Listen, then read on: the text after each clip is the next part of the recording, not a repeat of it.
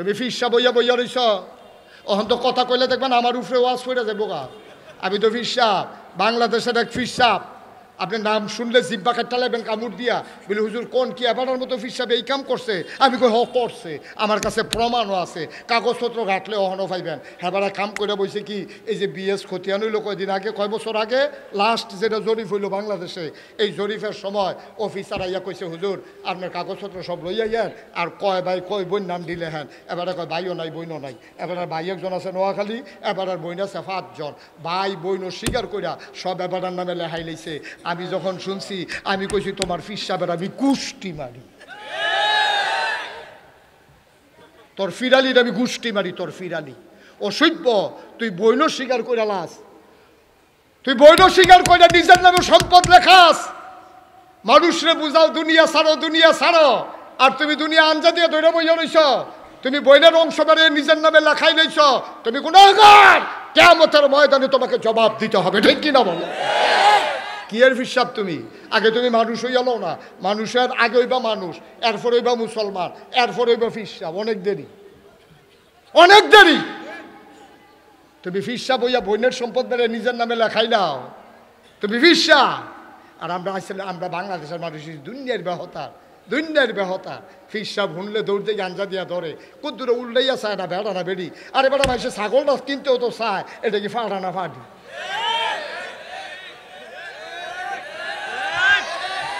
আরে ফাইলাটা কিনতে, ফাইলাটা 10 টিক্কা দিয়ে একটা ফাইলা কিনে বেডিতে কান্দাটা ধরে থাপড়া দিয়ে চায় টন টন না ঠন ঠন, ঠিক কিনা কও?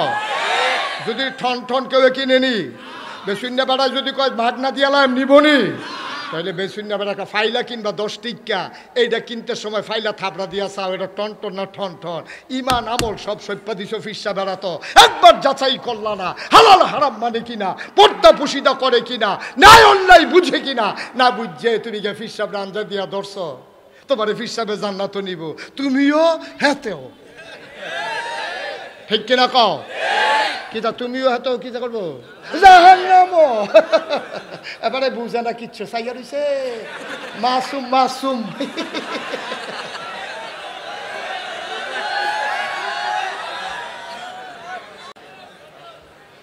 ঠিক কিনা কও? আয়ো কুদুর চিন্তা করে নো, চিন্তা করেন জান্নাত বিচারতে বছরে বছরে মক্কা শরীফ যাওয়ার দরকার নাই, বছরে বছরে মক্কা শরীফ যাওয়ানোর কোনো দরকার নেই। আমরা তারা বছরে বছরে উমরা করতে যায়, গিয়া সেটা কিতা করে জানেননি, তার নিয়ত হইল 1 বছর লাগে যে গোনাডি করছি এটা একটা সাইজ করে আবার আইতে আসি, যাইতে কইয়া যায় গোনাডি একটা লাইন করে আই, কাবা করে গিয়া সেটা কইতাছে আল্লাহ 1 বছর লাগাইয়া যেটি করছিলাম এটি মাপ চাই, আর সামনের দিকে সামনের বছর আবার গোনা টোনা লইয়া আইতে আসি আবার। এমনি উদাম কইরা সিহন জিংলাতে মাসুদ ভাই খিসন যাইতো, ফতফাত ফতফাত করে কটা ফাতলা ফাতলা যাওয়ান যাইতো। তার এদিন লাগিয়ে তো আমার দেশটার যা গজব হয়েছে, ঠিক কিনা কও? ঠিক কিনা কও? আপনি শুনে অবাক হবেন, রাজনৈতিক আলোচনা আমি মাহফিলে করতে চাই না, প্রসঙ্গক্রমে করা লাগে। এই যে আদানি গ্রুপ, ওই মাসুদ ভাই রেজি গাইয়েন গোপনে কি কারবার কইরা দিছে, কোটি কোটি টাকা, হাজার হাজার কোটি টাকা বাংলাদেশ থেকে লুটে পুটে নিয়ে গেছে। চুক্তির একটা খসড়া এখন খুঁজে পাওয়া যায় না, চুক্তির খসড়া খুঁজে পাওয়া যায় না। কি কারবার হয়েছে চিন্তা করেন। আমরা গড় বাতি জ্বালাইতে আছে, সেগুলো দিয়ে আমরা যেতে আজ হয়েছে 13 লাখ টাকার উপরে ঋণ লইয়া এরপরে তো দুনিয়াতে জন্ম হয়েছে, ঠিক কিনা কম? তো বাংলাদেশের বাতাসও নিছে না, বাতাস অক্সিজেনও গ্রহণ করছে না, তে মারবুহের দুধহন একটা টান দিয়া খাইছে না, তে মাত্র দুনিয়াতে আইছে তার মাথার উপরে লক্ষ টাকার উপরে ঋণ লইয়া তে দুনিয়াতে আসা লাগছে। কারণ হইল সব লইটা পাইটা শেষ করে গেছে। এই যে মাসুদ ভাই বললো না যে এতদিন আমরা মনে করেছি গল্প, এখন সব বাড়িতে আছে, সব ফিস্টায় ফিস্টায় বাড়িতে আছে। কারবার কি মাসুদ ভাই তো কইছে কিছু কিছু বাড়িতে আছে।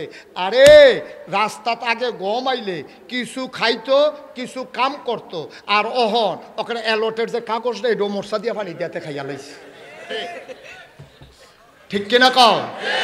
এখন তো ইন্ডিয়া যাইতাম পারি না, ইন্ডিয়া একবার মাহফিল গেছিলাম, গিয়ে দিই বাঁশঝাড়ের তলে দিয়া ফাঁকা রাস্তা, এমন সুন্দর রাস্তা বাঁশঝাড়ের তলে দিয়া। আমি কি তো তোমরা দেশদি মাশাআল্লাহ অনেক উন্নত, এত সুন্দর ফাঁকা রাস্তা করে রাখছো, কবে করছে রাস্তা? 15 বছর হয়েছে। 15 বছর হয়েছে ফিস করছে, একটা কোনো উঠে না। আর আমরা তারা রাস্তা কইরা যায় পরের তারা জোতা ফাও দিয়ে আর তলইলে জোতার তলে করে ফিস লইয়া বাজ জিজ্ঞা কি কারবার কি আমরা না বলি মুসলমান হ্যাঁ আমরা না বলে ৯৯ জন লোক মুসলমান তুমি যদি দাঁড়িয়ে রেখে টুপি মাথার দিয়ে আড়ো তোমার দেখলে মনে হয় ফেরেস্তা নাজিল হইছে মনে হয় যেন একটা ভালো মানুষ আর নাই তোমরা ৯২ জন মুসলমানের দেশ আমার রাস্তার ফিস পেরাইয়া জোতার তলে করে লইয়া যায় আর তার হিন্দুর দেশ ১৫ বছর ধরে ফিস করে এরপরে একটু উঠে না কারবার কি আমি তো দেখেছি আমি দেশের বাইরে যখন যাই এই যে মালয়েশিয়া আপনি দেখলে অকল্পনীয় কি করছে মালয়েশিয়াটারে আপনি কল্পনা করতে পারবেন না আমার দেশ উন্নতি হয় নাকি ওই কেমনি বছরে বছরে রাস্তা কি সম্ভব ১ বছরের রাস্তার যেটা আরও ১০ বছর পরে আইলেও যেন নষ্ট না হয় রাস্তাটা যদি হেমনে হইতো তাইলে ওয়াহেদপুরের রাস্তা দিয়া আপনি ফিসাইডা বিশ্রাই হতো কিন্তু ভালো পাইলেন না ঠিক কিনা কর আমার দেশটা তো গজব করে দিছে গজব করে দিছে যার যেমনে পারছে লুটটা ফুটটা খাইয়া শেষ করে দিছে কারণ নবীজিরে আল্লাহ যেই কথাটা কইছে এটা তো হুদা নবীরে কইছে না এটা তো নাগাই শরীফ সাহেবরেও কইছে এটা এবারেও কইছে প্রফেসর সাহেবরেও কইছে মাসুদ ভাইয়েরও কইছে খায়রুল আমিন হুজুররেও কইছে কেউ রে বাদ দিয়া কইছে না তো তাজু ভাইয়েরও কইছে শফিক হুজুররেও কইছে হ্যাঁ ওয়াহেদপুর মাহফিল ২০২৪ সালে ২৯ নভেম্বর রাইতের ৯টার পরে যারা নাগাই শরীফ সাহেবের ওয়াজ শুনতে আসো শোনো আত্তাকিল্লাহ তোমরা ডরাইবা আল্লাহরে ঠিক কিনা কম এটা হুদা নবীরে কইছে না তো এটা আমারও কইছে তো আমি যদি নবীর আল্লাহরে ডরাই আপনি যদি আল্লাহরে ডরান মাসুদ ভাই যদি আল্লাহরে ডরায় এবারে যদি আল্লাহরে ডরায় তো যার যার জায়গা মতো সবাই যদি আমরা আল্লাহরে ডরাইতাম তাইলে বুদ্ধি দোহানদারে সিহন ডাইল মোটা ডাইল একখানো করে ব্যস্ত ভালো নয় চিন্তা করলো এই সিহন মুসুরির ডাল কিনে হইলো একরকম মোটা মুসুরির ডালটা পাইকারি কিনে হইলো আরেক রকম তো অর্গর কইরা সিহন দামে ব্যস্ত আছে তো হইলে তুমি তো ঠকাইতেছো কাস্টমাররে কেজির ভিতরে আপনি গুস্ত কিনতেন যান ১ কেজি গুস্ত জীবন আইতেন পারতেন না এই দোকান থেকে কিন না ফাঁসের দহনও মাইপা দেখেন ৯৫০ গ্রাম ঠিক রে যদি গিয়ে জিগান কি তারে তুই যে আমার এত আপনজন কষাই নিজের লোকের ভিতরে তুই কারবারটা করছে কি তা আও গুস্ত বাতাসে কমে ভিতরে হাওয়া থাকে তো হাওয়াটা বাড়ি গেলে তো গুস্তটা ওজনটা খুব না জিজ্ঞা এই দোকানতে এই দোকানে যাইতে যাইতে ৫০ গ্রাম নাই তো বাইক যাইতে যাইতে যে তার ২৫০ গ্রাম নাই কিতা করতে কারবার কিতা হুদা কষাইয়ের দোষ আপনি যেই সেক্টরটা যাইবেন হুদা বাটফারি আর বাটফারি এই কোনো জায়গার তো কিছু ভালো মানুষ থাকে আচ্ছা যদি চিনি খেয়াল করেন চিনি যদি কেউ ইচ্ছা করিয়া খায় তাহলে কি তিতা না মিষ্টি আরে কথা কয় না সবাই তিনি কি তিতা লাগে না মিষ্টি লাগে এটা ইচ্ছা করিয়া খাইলে যেমন মিষ্টি একটা খাইতো চায় না তে জামি খিলা দিয়া সাফা দিয়া ধরে রাখছে তারে যদি চামিচ দিয়ে আড়া দিয়া কোনো মতে দুই একটু কোনা চিনি জিব্বাত লাগাই দিতেন পারেন তাহলে কি মিঠা লাগে না তিতা লাগে তাহলে এটা ইচ্ছা করে খাইলেও মিঠা এটারে জোর করে খাওয়াইলেও মিঠা ওয়াজ এমন একটা জিনিস এটা ইচ্ছা করে শুনলেও লাভ তার জাতা দিয়া ধরে রাখা শুনালেও লাভ ঠিক কিনা কন তোর তো লইলে তারা আঞ্জা দিয়ে লইয়া ফিরে যাবেন ২-৩ জনে আল্লাহ যা করে কর হ্যাঁ কী হলো নহন বাংলায় আমরা জসিমউদ্দিন হাসপাতালে নিতে হইব আমরা দেবিদ্দার জসিম হাসপাতাল তো আছে আর হার বাঙ্গাল লাগিয়া কেন লইয়া বলবেন আল্লাহ যা করে করবো তারা ওয়াজ শুরু করছে না আড়াআড়ি শুরু করছে সিফা দিয়া বইয়া থাকেন মনোযোগের সাথে কথা শুনেন মাসুদ ভাই খালি যাইতে পারবো যেহেতু এবার আগে অনুমতি লইয়া রাখছে আর কেউ উডনের চিন্তাও করবা না আমিন কর আল্লাহ কর কে কর আহারে কথা কয় না লোকগুলা আমার এতগুলা লোক থাকলে শব্দ উচ্চারণ আওয়াজ করতে হবে না ক্লাসের মতো না এটা আমি জিগাইতেছি আপনার ডিব্বা যেমন ধুম ধরে বই রয়েছে তো আমি কারই জিগাইতে আছি কে কয় আহা জোরে কে কয় আল্লাহ কয় ইয়া আইয়ুহান নবী হে নবী আত্তাকিল্লাহ আপনি ভয় পাবেন শুধু আল্লাহরে সুবহানাল্লাহ বলবেন না এই কথা কারে কয় কারে কয় নবীরে কয় ইয়া আইয়ুহান নবী হে নবী আত্তাকিল্লাহ আপনি ভয় পাবেন শুধুমাত্র কেবলমাত্র একমাত্র আমার আল্লাহকে বলেন সুবহানাল্লাহ আচ্ছা কেন এই কথা বললো কেন বললো আল্লাহকে ভয় পাবেন কেন বললো না আব্বাকে ভয় পাবেন কেন বললো না হে নবী আপনি আপনার আম্মাকে ভয় পাবেন কেন বললো না হে নবী আপনি পীর সাহেবকে ভয় পাবেন কেন বললো না হে নবী আপনি এমপি সাহেবকে ভয় পাবেন কেন বললো না হে নবী আপনি র্যাব গোয়েন্দা পুলিশ কর্মকর্তা কর্মচারী সবাইকে ভয় পাবেন কারো কথা বলে নাই বলছে যে কাকে ভয় পাবেন অনেকগুলা কারণ। যদি আল্লাহ বলতেন আপনি আব্বাকে ভয় পাবেন, তো নবীর আব্বা তো জন্মের আগে ইন্তেকাল করে ফেলেছেন, আব্বা পাবে কই, ভয় পাবে কেমনে? যদি বলতেন আম্মাকে ভয় পাবেন, তাইলে আম্মা তো 6 বছর বয়সে ইন্তেকাল করেছেন। সুবহানাল্লাহ, সুবহানাল্লাহ। কি আল্লাহ, কি আল্লাহ! আপনি বুঝছেন কিছু আন্তাজ আছে? আল্লাহ মায়ের কথা বলে নাই, বাবার কথা বলে নাই। কেন বলে নাই? যে কোনো সময় আব্বা হারিয়ে যাবে, যে কোনো সময় আম্মা হারিয়ে যাবে। যদি বলতো দাদাকে ভয় পাবেন, 9 বছর বয়সে নবীজি দাদাকেও হারিয়েছেন। যদি বলতো পীর সাহেবকে ভয় পাবেন, তো পীর সাহেব বছরে আসছে একবার, দিনের ভিতরে বছরে 365 দিন, বাকি রয়ে গেছে 364 দিন। তো পীর সাহেবরে যদি ডরাইতো কইতো, তাইলে বছরে একদিন ডরাইলেই হইতো। 364 দিন তার মন যা চায় সে তাই করতে পারত, ঠিক কিনা?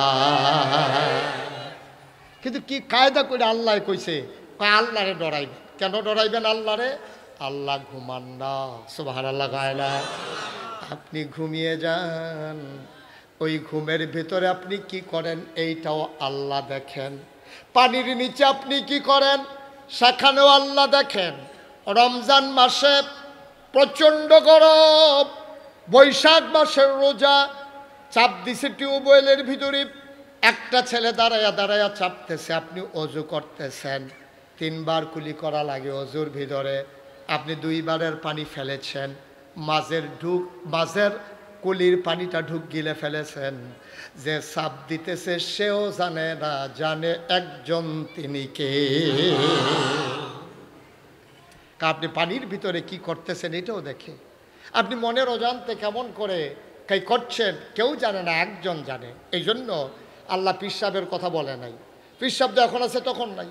আপনি বিড়ি টানতে আসেন, তা আল্লাহ কইছে তুমি পীর সাহেবরে ডরাইবা। তা আপনি হুজুরে দেখেছি না, বিড়ি আসিল সামনের দিকে, এটার ইউট্রান দিয়ে লই আইছেন ভিতরের দিকে। বিড়ি আসিল আঙ্গুলের সামনের দিকে, এখন এটা ঘুরাইয়া বিড়ি লই আইছেন ভিতরের দিকে। এর ভিতরে দিয়ে পীর সাহেব মরসা দিয়ে সামনে ফুটে গেছে, আপনি ডরাইছেন। জিজ্ঞেসে শরীরটা কেমন? তো ভিতরে না দমা রইছে। এটা তো হালাইতেনও পারতেছেন না, কইতেনও পারতেছেন না, তো করতেছেন আর কি। আটকায় পীর সাহেব যখন কয়েকবার জিজ্ঞেস আপনি আব্বা কেমন আছে, আম্মা কেমন আছে, দোমার কতক্ষণ সাফা দিয়া রাখুন যায় বাড়ি গেছে কেন বুঝছো লইয়া। যদি মানুষটা আল্লাহরে ভয় পাইতো, আল্লাহ তো 24 ঘন্টা তোমারে দেখেন, পানির নিচেও দেখেন, রাতের আধারেও দেখেন, দরজা বন্ধ করলেও দেখেন। এই জন্য গোটা পৃথিবীর মানুষগুলো আজকে America, Britain, Sweden, Switzerland, Spain, France, বিভিন্ন জায়গার মানুষগুলো বড় বড় বিশ্ববিদ্যালয়ে গবেষণা করছে। 1500 বছর আগে 40 বছর বয়সে নবীর নবুয়ত পেল, 63 বছর বয়সে ইন্তেকাল হয়ে গেল। নবুয়তের জিন্দেগি পাইল মাত্র 23 বছর। এই 23 বছরে আল্লাহর নবী কেমন করে তো সোনার মানুষ বানালেন, সবাই গবেষণা করলো। সবাই গবেষণা করে এক বাক্যে রায় দিয়ে দিল, তারা বাংলাদেশের আইনকে ভয় পায় নাই, তারা কখনোই পুলিশ, র্যাব, গোয়েন্দাকে ভয় পায় নাই। রাতের আধারেও তারা চিন্তা করেছে কেউ দেখুক আর না দেখুক, একজন দেখে তাদের কলিজায় ওই আল্লাহর ভয় পয়দা হয়েছে।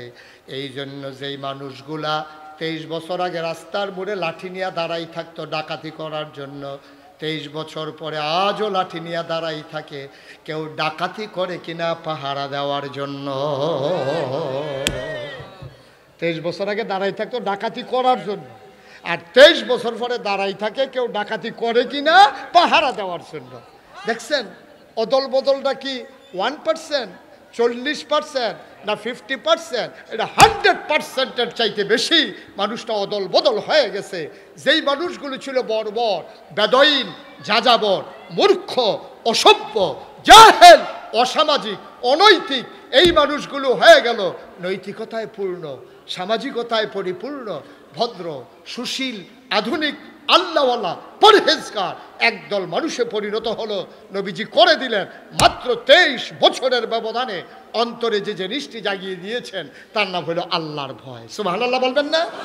এই যে আজও আমরা সবাই মিলে যদি একমাত্র আল্লাহকে ভয় পাই, চিন্তা করে দেখেন, আপনি ফির সাহেবরে ডরানোর দরকার নাই, র্যাবের দরকার নাই, পুলিশে ডরানোর দরকার নাই, রাজনৈতিক ক্যাডারে ডরানোর দরকার নাই, সর্দারে ডরানোর দরকার নাই, যেবারে 7 ফুট এবারে ডরানোর দরকার নাই।